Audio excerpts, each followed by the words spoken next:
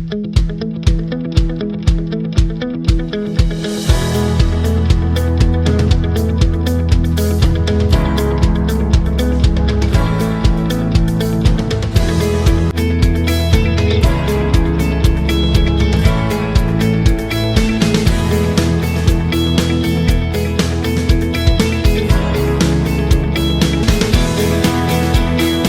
is very important for us to understand that leadership is not just about getting people, knowing how to get them along.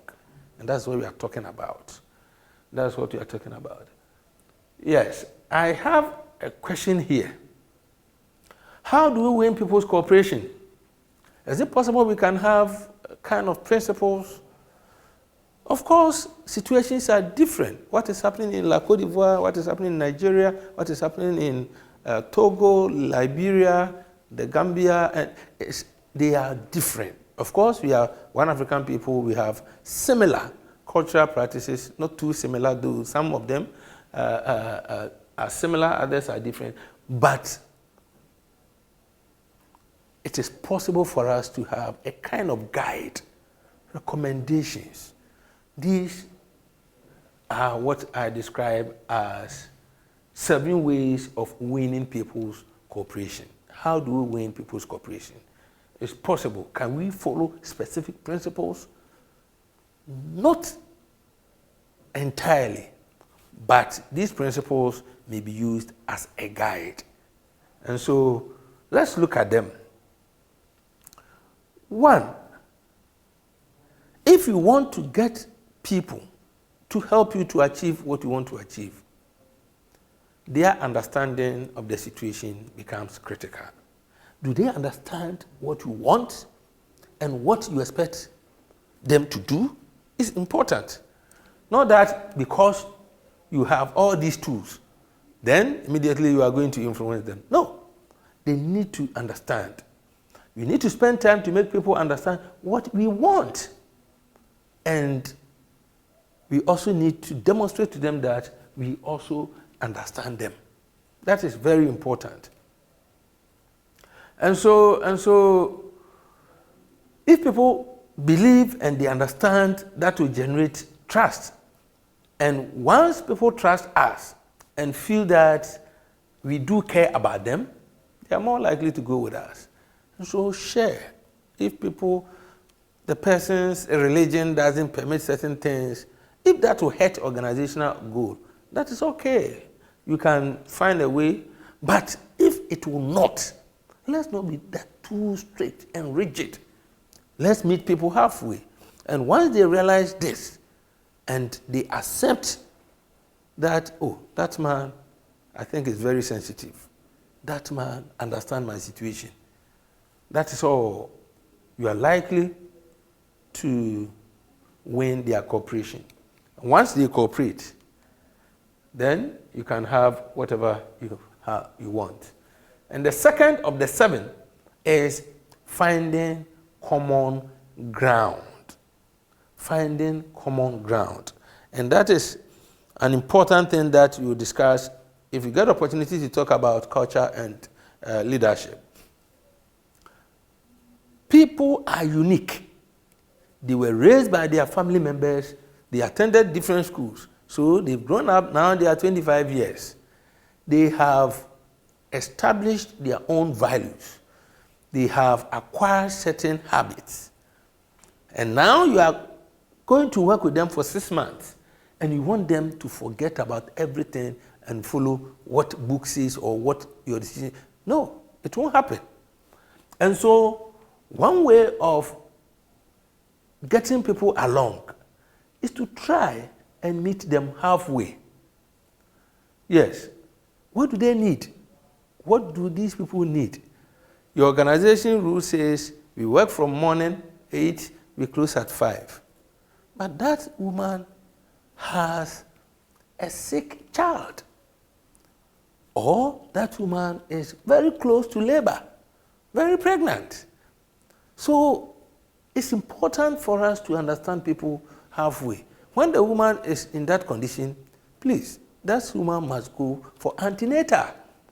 And the antenatal means staying away for some hours or for some time. And so we need to understand people come from different cultures. We must appreciate the culture by understanding the values, not just hearing, listening to them. Let's understand and accept that it is very important and very close to their hearts. And so we need to always try and see things the way people see things. You are working with people, you have your university degree, you have your master's degree, or you have a diploma, or you have learned that trade for so long. And so you believe that the things you understand and you think they make sense, you believe that your subordinate who has only completed senior high school must also have the same understanding. No, they see things differently. In fact, I always say, whenever I get a chance to discuss leadership issues, I say that if you want to succeed, bear in mind that all your subordinates in your organization believe that they are the ones who do the most difficult job. And all that you do is to be there and, in quote, chop the money. They do all the work for you. And the next important thing you also need to note about subordinates is that they believe that whatever they are doing for you. They believe that if they don't produce, it's you they are hurting. They don't think of the fact that the organization belongs to someone else and they also get salary. No, they know that it's you. So sometimes some subordinate can even get angry and say that you punish him by doing something to affect productivity. And so it is very important for us, once you understand it this way, then you are prepared to meet them midway. Be empathic and be sympathetic with their feeling. I've mentioned about the sick ones. I've mentioned about the pregnant ones. You also need to sometimes even understand their social problems, the issues with the landlord or landlady, where to stay, the distance that they need to cover to come to work. The fact that it rained in that morning, on that day, yes, it rained. And when it's raining, the person is not driving. What do you expect? Let's try and be sensitive, not just task-oriented. We need to show people that we cooperate, not to sacrifice organizational objective. We help them to achieve what they want. And so the third important thing is to listen to them. The best way to help people, to win people's cooperation, is when you listen to them. Listening means something different from just hearing. No. When people are talking to you and they see that they don't have your full cooperation, the concentration is not there, you are doing other things, some people even describe that as disrespectful. They are talking and then you are writing. Even babies, children, when they talk to you and you don't look at them, sometimes they bite you. Why? Because they want attention. And so let's try as much as possible and give people the opportunity. Let's not give them yes and no questions. It's a way of silencing people. Or when they talk to us, let's not give them straight answers.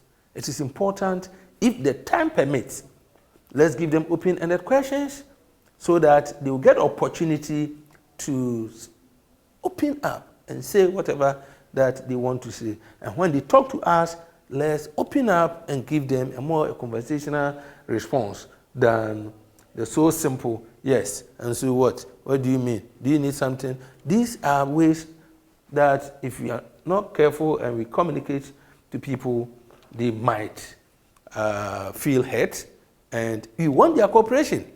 If people are hurt, you will never get their cooperation. It is not proper for us to argue. It is not good to argue. Why? You want to get people along. You want people to follow you. You want to achieve something, and you're arguing. If you argue, what happens? Discussion generates consensus, but argument will lead to a winner and a loser. And you can't get cooperation when one is to lose and the other is to win. So in business, the person you defeat in an argument today may be the person whose cooperation you need tomorrow, even if they are not in the same organization.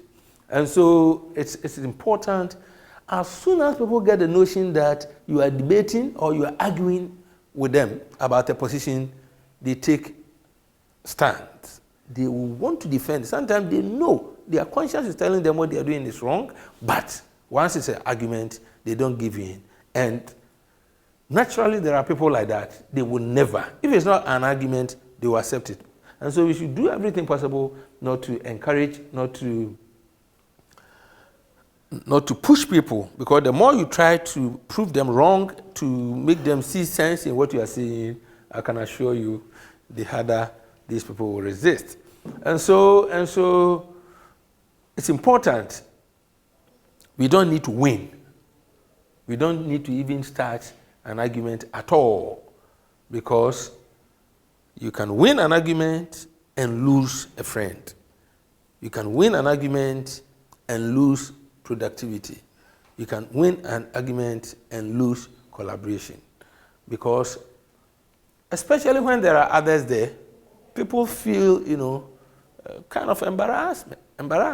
Sometimes you justify and you bring issues that are so sensitive to support your position. Number 5, very important. Do you care about the people you want to go along with you? Do you really care? But if you care in your heart and the people don't see that you care, they will not cooperate. Even if they will cooperate, they will give you the minimum cooperation. And so once we demonstrate that I care about you, it is only natural that people will have no option. In fact, you feel obliged if your leader, if your colleague shows so much care, concern. Sometimes social issues, it's about your health. This man visit, talk to you, and want to know, and this man wants something from you. You have conscience, you have emotions, you have feelings. You are compelled to pay him back in the same measure. And sometimes we say that, what this man did for me, because of that, I also have to do something for him. It's important. And so once we show care, proper care, people are free to talk to us about anything, and sometimes they are bold enough to even draw our attention to some of the weaknesses that may affect productivity. And so we tend to benefit, and even when we hurt them, as I have indicated here, they will give you the benefit of the doubt. They will give you the benefit of the doubt that, no, boss is not like that. So today, maybe something happened. People naturally will resist change. People will. Why do people resist change? It's a simple question. You yourself, wherever we are now in your country, why do you fight new things? And why do you think the people around you also fight new things? But when you talk about leadership, we are talking about introducing reforms, changes. We are talking about disrupting order. Leadership is about disrupting order. It's not management. Management is about ensuring that what is there is done, but leadership is about, because situations are changing, so leadership brings changes. But people will never support change if they don't understand. Not just they don't understand the words or what you are trying to do, if they don't appreciate the importance of whatever is being introduced. And so there are so many ways by which people may be helped to believe that change is not just possible, but change is a necessity.